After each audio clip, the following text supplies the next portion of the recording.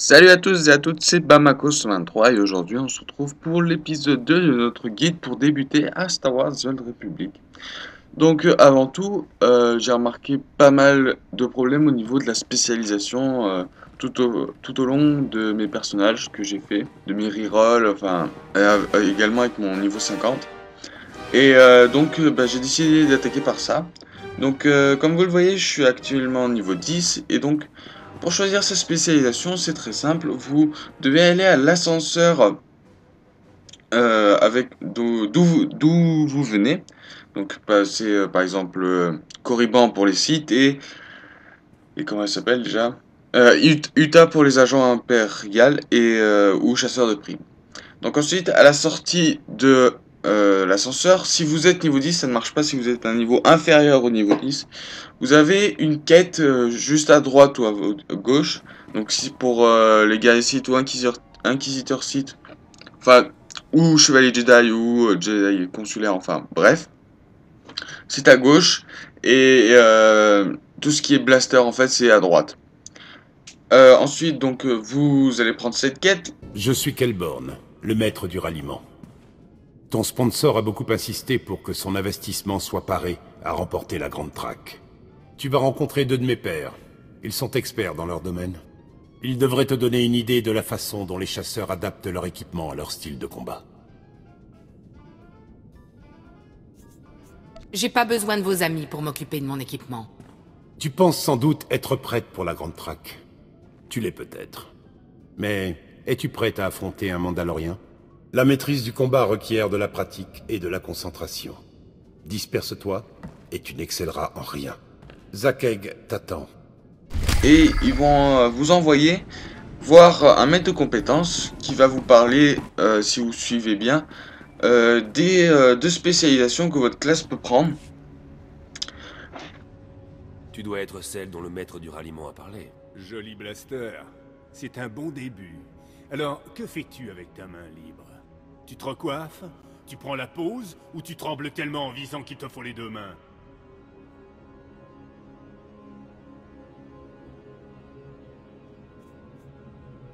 Je la garde pour les braillards qui me crachent dessus. Bonne réponse, mais tu n'as pas compris. Une main vide, c'est du gaspillage. Il est préférable d'avoir une deuxième arme. La finesse n'a pas sa place dans la Grande Traque.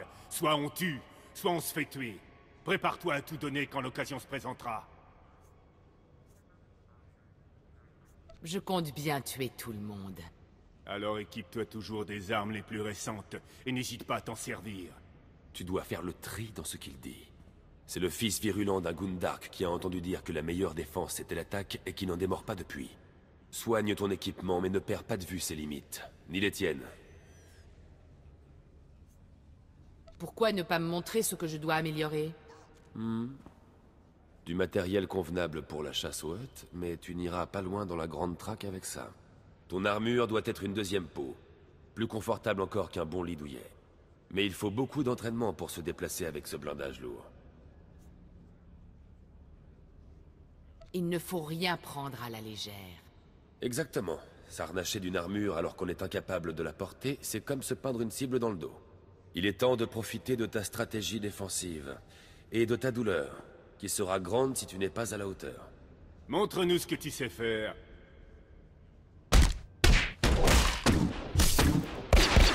Tu es coriace, je te l'accorde. Comment te sens-tu? Tu en as déjà assez de saigner? J'aime assez, au contraire. Essaie de conserver cet état d'esprit. Il te permettra de mettre tes adversaires à genoux. Tu es faite pour l'artillerie lourde. Retourne voir le maître du ralliement et équipe-toi pour remporter la Grande Traque. Merci pour la leçon. Tout le plaisir est pour moi. Je serai avec toi. De retour en un seul morceau, plus ou moins. La plupart auraient fui ou seraient morts avant d'avoir reçu une tape dans le dos de Zakeg et Jen. La galaxie est pleine d'imposteurs. Méfie-toi des imposteurs. Même le moins menaçant peut s'avérer redoutable s'il y est poussé. Tu vas devoir décider quel type d'entraînement correspond le plus à ton style de combat. Prends une minute pour examiner tes options. Donc il va blablater et ensuite vous allez avoir la possibilité de pouvoir voir les arbres de compétences de chaque spécialisation. Donc voir, comme je l'ai expliqué dans l'épisode 1, voir s'il soigne, s'il est en défense, s'il est en dégâts. Et comme ça, vous pouvez choisir votre spécialisation. Une fois que vous avez choisi,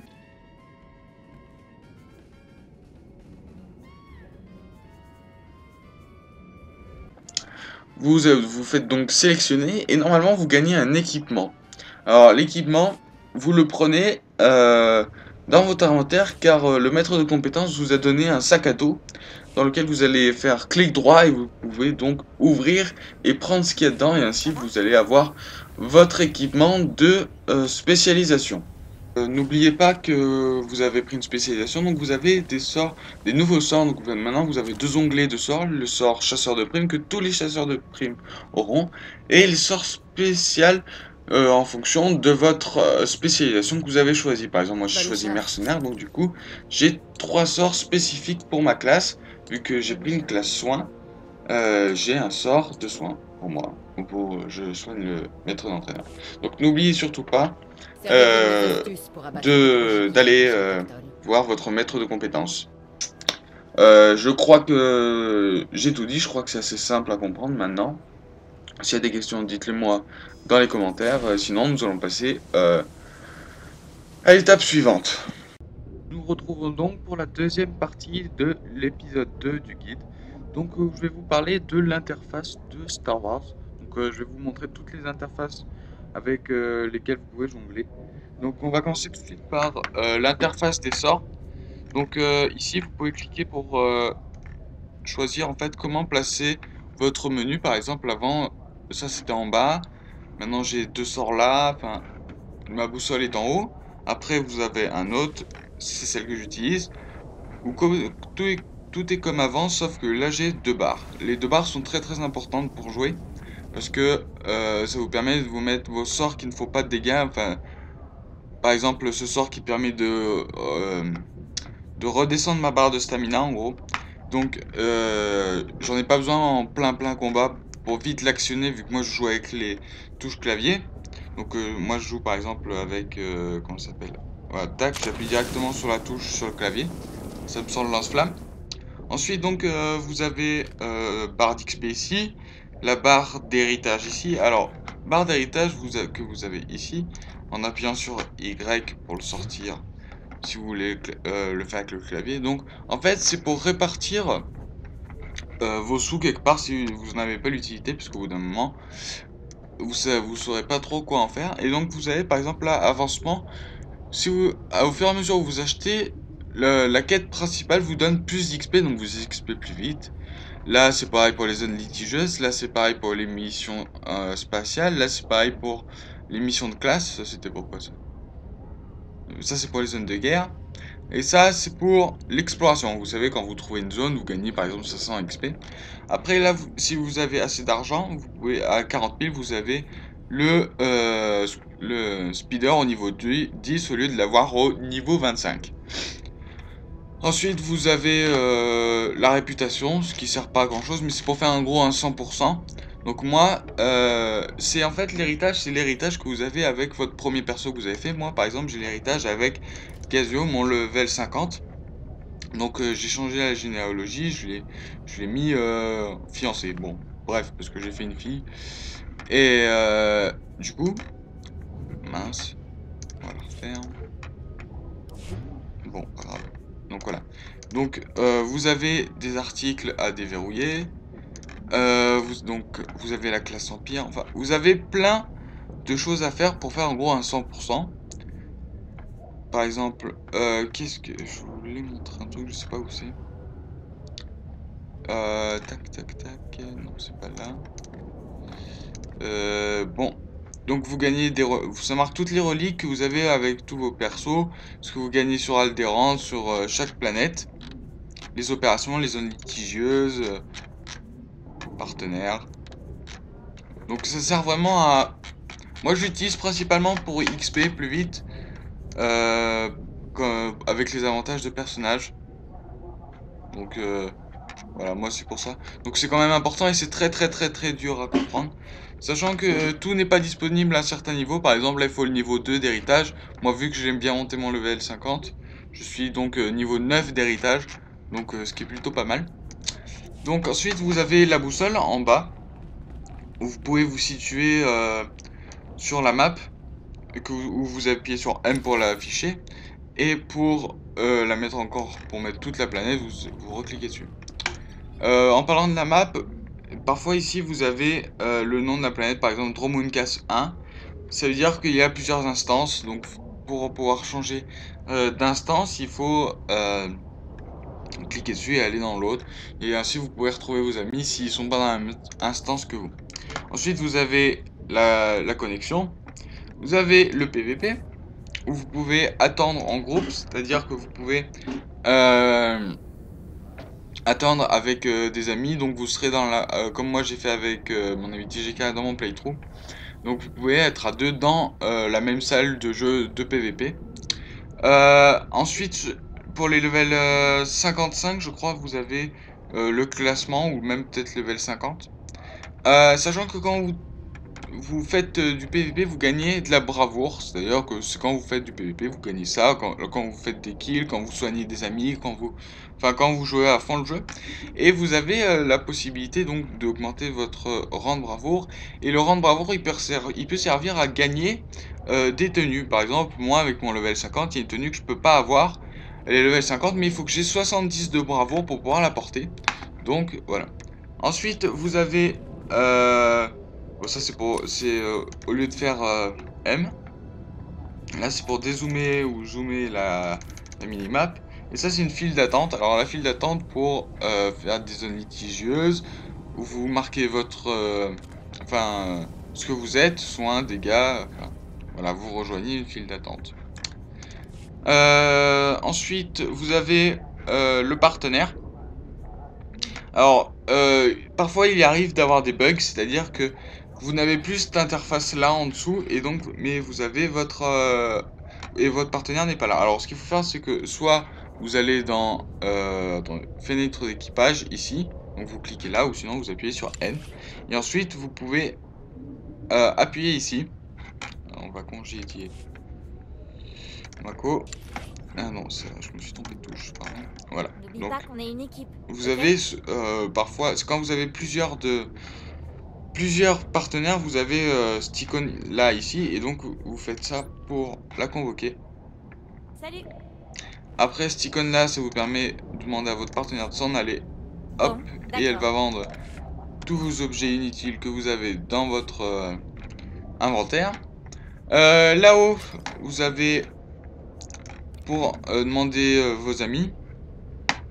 Par exemple, là je fais plus pour ajouter mon autre perso. Voilà.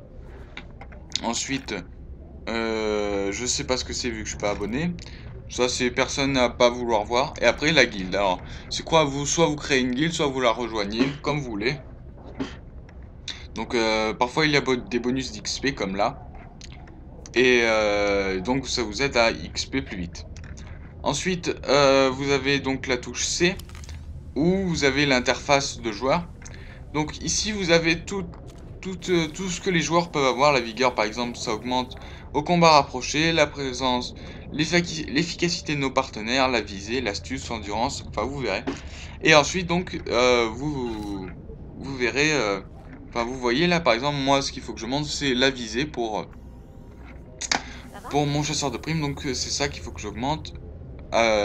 Donc ça augmente l'aptitude avec les armes à distance. Et par exemple pour Mako qui elle est plutôt une personne joueur agent impérial, c'est l'astuce qu'il faut que je lui monte avec la technologie, étant donné qu'elle me soigne avec un sorte d'appareil, donc de la technologie. Ensuite vous avez cette sorte d'arbre.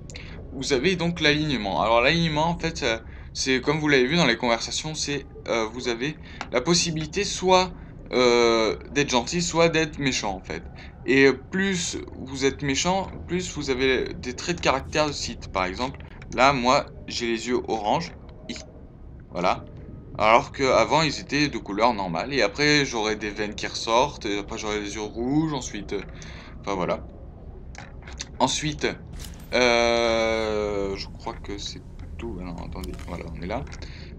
Ensuite, vous avez la possibilité pour les abonnés de mettre un titre juste à côté de vous et de mettre également votre nom d'héritage. Bon, ça c'est pour faire joli. Ou sinon, vous pouvez l'acheter sur le marché du cartel, mais je vais y venir dans 30 secondes. Ensuite, vous avez la même chose pour votre partenaire que vous avez convoqué. Donc pour modifier avec les autres, il faudra faire en les convoquant ou sur votre vaisseau. Ensuite, donc, vous avez l'inventaire où vous avez tout ce que vous voulez. Donc, tout ce que vous avez récupéré par terre ou autre chose. Ensuite, vous avez les objets qui vont vous servir pour des missions. Donc, par exemple, vous pouvez faire clic droit pour actionner quelque chose. Ensuite, vous avez la récompense de zone de guerre, de planète Terre. Sachant que les distinctions planétaires, il y a un marchand sur la flotte impériale ou républicaine. Et vous pouvez acheter du stuff. Ensuite, collection, ça revient à l'héritage en fait. Un peu, et en fait, si vous collectionnez toutes les armures, tous les cristaux de couleur, tous les véhicules, enfin, pour vraiment faire un 100%. Ensuite, en faisant paix, vous avez tous les. Comment ça s'appelle? Tous les sorts que vous pouvez avoir, donc les sorts généraux. Ensuite, les sorts de ma spécialisation, les sorts de chasseur de primes, les sorts d'héritage. Sacrifice, je connais. Oh bah tiens.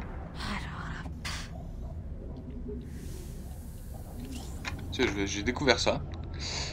Ensuite, vous pouvez vous amuser avec vos amis, faire des sorts, enfin faire des uppercuts, enfin des combats avec des points quoi. Et ensuite, vous avez les sorts de vos partenaires. Et le truc génial, c'est ça. Oh yeah. Bon, blague à part. Donc ça, c'est vraiment autre. Ça, c'est pour les quêtes. Donc raccourci L. Et vous avez également la possibilité de savoir le stuff que vous allez avoir prochainement si vous réussissez cette quête. Ensuite, vous avez en faisant cas l'arbre de compétences où vous avez la possibilité d'augmenter vos dégâts, vos soins, votre résistance, enfin tout ce qui est nécessaire pour votre classe, voire épisode 1. Ensuite, la sociabilité, donc on y est déjà allé. Donc en parlant de sociabilité, vous gagnez des points de sociabilité en faisant des conversations avec vos amis. Guild, on a fait. Tac, menu du jeu. Ah oui, très important. Donc vous avez des didacticiels que vous pouvez retrouver là. Bon, bref, j'en ai pas vraiment besoin. Ensuite, vous pouvez aussi modifier tout votre... tout ce que vous voulez. Donc vous pouvez mettre Mako, je veux la mettre là, enfin bref. Ensuite ma mini-carte, je veux la mettre là. Ensuite ma barre de sort, je la mets là. Hop. Et ensuite moi je me mets là. Ma barre d'XP, on va la mettre en dessous de Mako parce que je suis en vie. Et ça c'est pour les partenaires. On va la mettre bien haut. Voilà. Sauf que j'annule parce que j'ai mis n'importe quoi. Donc voilà, vous avez la possibilité de modifier votre interface. Sachant que les abonnés ont des barres de sorts ici. C'est-à-dire que vous pouvez mettre tous vos sorts là. Alors que les F2P ne peuvent pas. Ensuite, vous pouvez modifier les touches, etc. Donc comment vous voyez tout ce qui est pour vous. Texte flottant, journal de combat, son, pour baisser le volume, discussion, interface utilisateur. Ensuite, vous avez en bas, moi j'ai mis du temps à trouver, c'est assignation des touches. Donc vous pouvez faire des touches pour pour cibler, ou pour bouger par exemple. Là, pas de côté droit, marcher, tiens, marcher, je vais changer, je vais mettre ça. Hop, très bien, j'ai modifié. Maintenant, si j'appuie là-dessus, je marche. Avec le style. Bon, voilà. Ah, ça, c'est un élément histoire. Ça vous permet de voir dans le codex. Dont je vais parler dans pas longtemps. Donc, on en était dans préférences. Vous pouvez changer donc plein de trucs. Interface, afficher le panneau, caméra. Alors, je vais vous parler d'un truc qui arrive très souvent, c'est que vous êtes avec un ami et cet ami ne peut pas venir dans votre interface de jeu, de votre zone histoire. Donc vous allez dans interface utilisateur, je crois. Ou pas. C'est où? Tac, tac, tac. Mince, je l'ai vu tout à l'heure.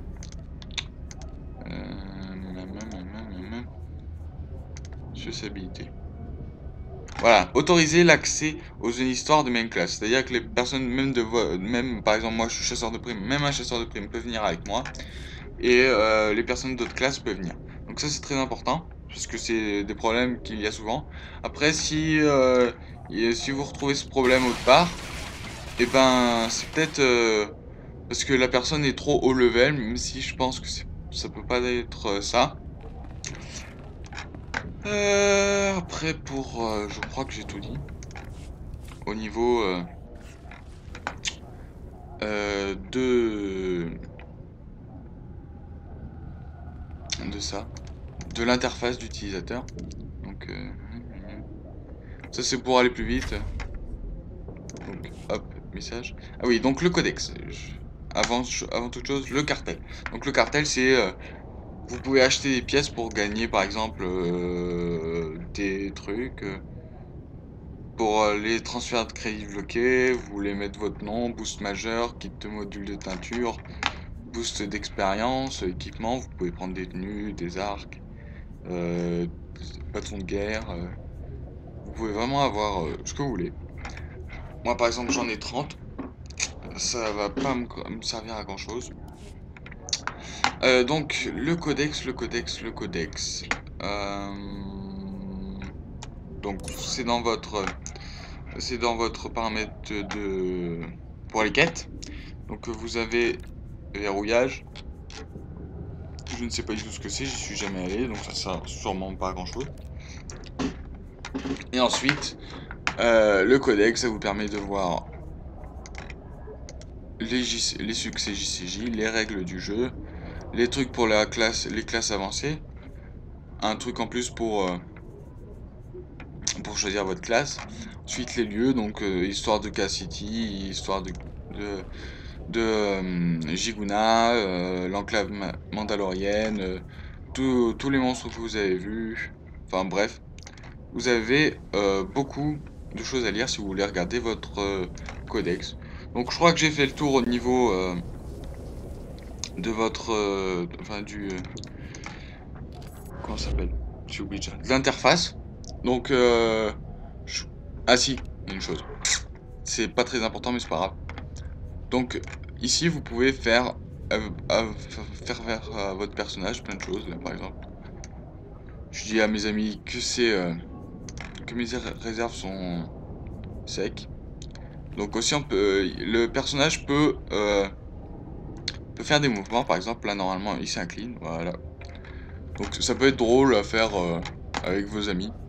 Action, cligner des yeux. Je crois qu'elle le fait vraiment. Je suis pas sûr. On va la refaire. Émotion. Clin d'œil. Ouais, non, elle a pas voulu. Humeur.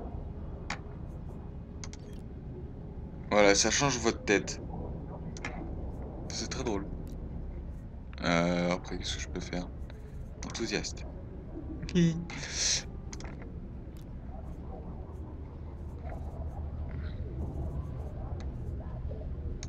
Méditatif. Amen. Donc vous avez quand même pas mal de choses. Après vous devez l'acheter dans le marché du cartel. Hein. Donc histoire de bien utiliser vos pièces pour rien. Donc moi je vais enlever tout ce que j'ai mis. Hop, je l'enlève comme ça. Non, je peux pas. Non, on la refait.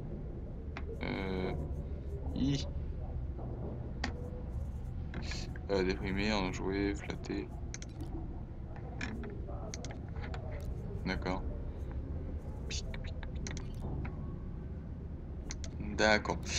Bon, petit problème pour moi, c'est pas grave. Normalement, il suffit de mettre dessus pour l'enlever. Mais on dirait que... Non. que si je bouge. Non, d'accord, je garde la même gueule de con. Bon, c'est pas grave. Donc, je crois que c'est tout. Rendez-vous pour l'épisode prochain. Bye bye.